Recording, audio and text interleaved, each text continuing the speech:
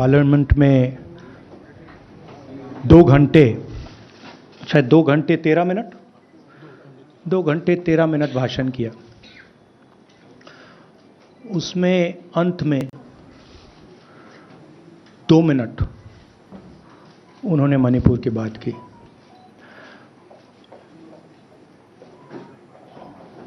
मणिपुर में महीनों से आग लगी हुई है, लोग मारे जा रहे हैं, बलात्कार हो रहा है, बच्चों को मारा जा रहा है। और अगर आपने देखा होगा कल, तो प्रधानमंत्री हंस हंस के बोल रहे थे, मुस्कुरा रहे थे, जोक्स क्रैक कर रहे थे, हंस रहे थे। ये उनको शोभा नहीं देता है। हिंदुस्तान का प्रधानमंत्री, अगर इस देश में हिंसा हो रही है, दर्द हो रहा है, हिंदुस्तान के प्रधानमंत्री को 2 घंटे मजाक नहीं उड़ाना चाहिए। विषय कांग्रेस नहीं था, विषय मैं नहीं था, विषय मणिपुर है। मणिपुर में क्या हो रहा है और उसको एकदम क्यों नहीं रोका जा रहा है, ये विषय है। मैं आपको अपना एक्सपीरियंस देता हूं, जो मैंने शायद अभी तक बोला नहीं, शायद पहले बोल देना था। मैं अब तकरीबन 19 साल से राजनीति में हूं और मैं हर स्टेट में गया हूं। बाढ़ आए, तूफान आए, सुनामी आई थी, हिंसा होती है, हम जाते हैं। 19 साल के एक्सपीरियंस में जो मैंने मणिपुर में देखा और सुना, वो मैंने कभी पहले नहीं सुना था। मैंने पार्लियामेंट में बोला कि प्रधानमंत्री जी ने, अमित शाह जी ने भारत माता की हत्या की है, मणिपुर में भारत को खत्म कर दिया है। मैंने ऐसे नहीं बोला था, ये खोखले शब्द नहीं है। मैं आपको समझाता हूं मैंने ये बात बोली क्यों। जब हम मणिपुर पहुंचे, हम लैंड किए, हमें मणिपुर में दौरा करना था। जब हम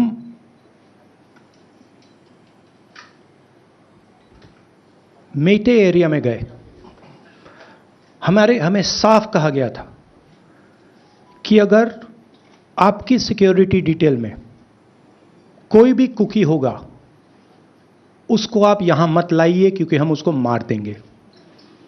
और जब हम कुकी के एरिया में गए, हमें कहा गया अगर कोई मेटे आपकी सिक्योरिटी डिटेल में होगा, उसको आप मत लाइए, उसको हम गोली मार देंगे। हम जब गए, हमें मेटेज को परे करना पड़ा, हमें कुकीज को परे करना पड़ा। मतलब एक स्टेट नहीं है, आज 2 स्टेट है।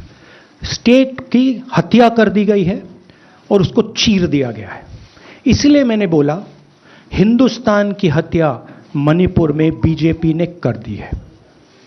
और जब मैंने कल प्रधानमंत्री को देखा हंसते हुए, मजाक उड़ाते हुए, मैं समझ नहीं पा रहा था कि हिंदुस्तान का प्रधानमंत्री इस प्रकार से कैसे बोल सकता है। प्रधानमंत्री को यह पता नहीं लग रहा है कि हमारे देश में क्या हो रहा है। छोड़िए, नहीं जाना चाहते हैं, उसके भी कारण हैं, शायद मैं बता नहीं सकता हूं आपको, उसके कारण हैं। मगर अगर जा नहीं सकते हैं तो मणिपुर के बारे में बोले तो। हिंदुस्तान की आर्मी, आप सब जानते हो, सेना को आप जानते हो, जो मणिपुर में हो रहा है, हिंदुस्तान की सेना उसको 2 दिन में रोक सकती है, 3 दिन नहीं लगेंगे। अगर हिंदुस्तान की आर्मी को कहा गया कि यह तमाशा बंद करो, 2 दिन में यह तमाशा, ड्रामा बंद हो जाएगा। प्रधानमंत्री मणिपुर को जलाना चाहते हैं, आग बुझाना नहीं चाहते हैं। यह है सच्चाई। अब आप अपने सवाल पूछिए। Would you like me to say it in English? हाँ, I watched the Prime Minister of India yesterday speaking for 2 hours, laughing, joking, लगावing naras in the parliament. The Prime Minister would say one line and the entire BJP would shout another nara. You know, the Prime Minister seems to have forgotten that the state of Manipur is on fire and has been on fire for 4 months. Women and children are dying over there. People are being murdered. Women are being molested, are being raped. And the Prime Minister of India is sitting in the middle of the parliament, shamelessly laughing. This is not about Rahul Gandhi. This is not about the Congress party. This is not about the opposition. This is about India. It's about our country. A state has been decimated. It has been destroyed. It does not exist anymore. And it has happened because of the politics of the BJP. Divide and rule and burn. That is why in my speech I said, Bharat Mata has been murdered in Manipur. It's very interesting. For the first time, the words Bharat Mata have been expunged from the parliament. It's an insult to those words. Whatever I said that is wrong. I have said Bharat Mata, which is an idea, which is the idea of India, where everybody lives peacefully, harmoniously, with affection, has been killed in Manipur. It's a fact. So, the word itself now cannot be spoken by the people of India. We cannot say Bharat Mata in parliament.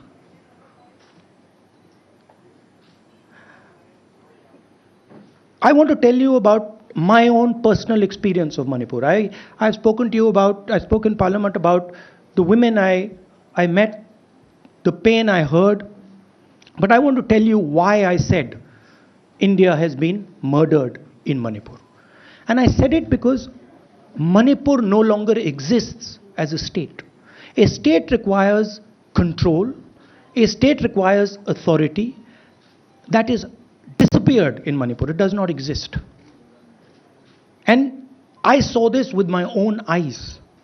When we went to Manipur, when we went to the Meitei area, we were categorically told that please ensure, we want you to come, we love you, but please ensure that if there are any cookies in your security detail, they do not come into our area or we will shoot them. When I went into the cookie area, we were told the same thing. We love you, we want you to come. But please make sure, if there are any Meiteis in your security detail, we will shoot them. Do not bring them here. Before going to the Meitei area, we had to remove all cookies from our security detail. Before going to the cookie area, we had to remove all Meiteis from our security detail. When we went there, the security forces, central security forces, told us we have never seen anything like this. We were told it is completely outside our control. Okay? That is why I said Manipur has been murdered by the BJP and the idea of India has been murdered by the BJP in Manipur. I was not speaking metaphorically. I was speaking literally. Now, the Indian army, it will take the Indian army 2 days to put an end to the nonsense that is going on in Manipur. The Prime Minister refuses to stop the fire. He wants Manipur to burn. He allows Manipur to burn. Because if he did want it to stop, there are tools in the hands of the Indian government that can stop it immediately. I know. I have full faith in our army. I know. And every Indian citizen knows that if the Indian army is told, please put an end to this, it will stop immediately. There are reasons for the PM not being able to go to Manipur. I'm aware of those reasons. I don't want to say them publicly. But there are clear reasons as to why the Prime Minister is not going there. That is why we wanted the Prime Minister to speak in Parliament. That is why we wanted Manipur to be on the agenda in Parliament. And what did the Prime Minister do? He ridiculed the state. He ridiculed the women of the state. He laughed at the women of the state. That's the truth. Now, please ask your questions. Sanjeev mike देना यार. Finally, I just want to say one thing again in English. See, the Prime Minister, when he becomes Prime Minister, he ceases to be a politician. He becomes the representative of the voice of this country. The politics should be put aside, and the Prime Minister should speak not as a petty politician, as the leader of a political party, but the Prime Minister should speak with the weight of the Indian people behind him. And it's tragic to watch Mr. Narendra Modi. It's sad, because the Prime Minister does not understand what he actually is. He is our representative. He's my representative. He's all our representative. And watching the Prime Minister spend 2 hours talking about the Congress, talking about the opposition, making ridiculous remarks about the name, this really does not do justice to an Indian Prime Minister. I've seen Prime Ministers from the Congress party, I've seen Prime Ministers from the BJP, I've seen Mr. Vajpayee, I've seen Mr. Dev Gowda. None of them have ever done this. There's a complete misunderstanding in the mind of Narendra Modi ji about what the Prime Minister of India is. Rahul ji, you wanted the Prime Minister to speak in Parliament, and now that he's spoken, and you've said that he wants Manipur to continue to burn. So what is the Congress Party's next step to retrieve Manipur and save it? The only conclusion I can draw, because the Prime Minister has tools in his hand that can stamp out the fire in Manipur certainly within 3 or 4 days. But for some reason, he's refusing to use those tools. Right? The Prime Minister could at least go to Manipur, talk to the communities, and say, I'm your Prime Minister.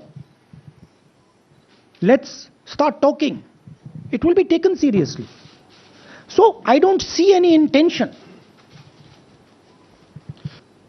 Rahul ji, कल ये भी प्रधानमंत्री ने अपने भाषण में कहा कि 2018 में ये लेके आए थे, 2023 में विश्वास प्रस्ताव लेके आए और 2023 में भी लाएंगे.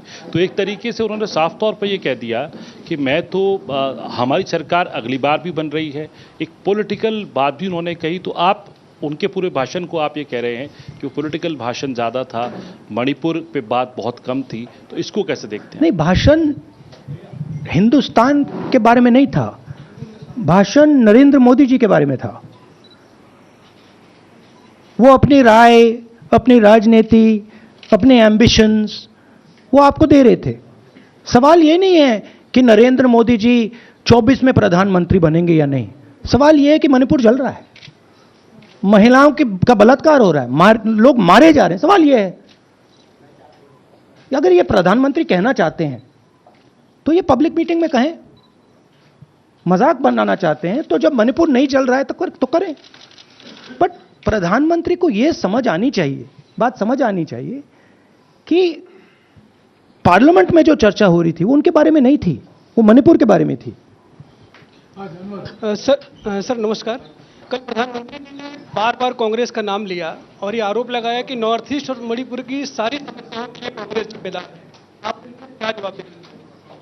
नहीं, अभी मैंने बोला ना, वही तो जवाब है. मुझे प्रधानमंत्री को जवाब देने की जरूरत नहीं है. मैं सिर्फ ये कह रहा हूं कि एक स्टेट की हत्या की गई है, भारत माता की हत्या कर दी गई है मणिपुर में. भारत माता की हत्या मणिपुर में कर दी गई और प्रधानमंत्री लोकसभा में मजाक उड़ा रहे हैं, हंस रहे हैं, नारे लगवा रहे हैं. मुझे क्या जवाब देने की जरूरत है? राहुल विलास, मेरा सवाल ये एक मिनट मोहित, ऑर्डर से please. Mr. Gandhi, you waxed eloquent. I asked. Rahul, आपने बोला कि प्रधानमंत्री ने बोला सदन में कि गृह मंत्री अमित शाह ने विस्तार से जवाब दे दिया।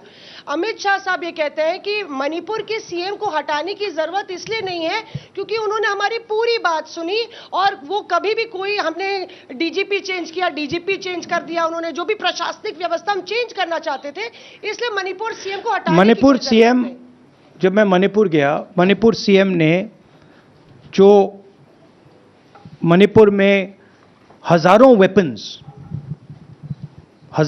जो लूटे गए, वो मणिपुर सीएम के नीचे ही हुआ। तो क्या अमित शाह चाहते थे कि ये हजारों वेपन्स लूटे जाएं?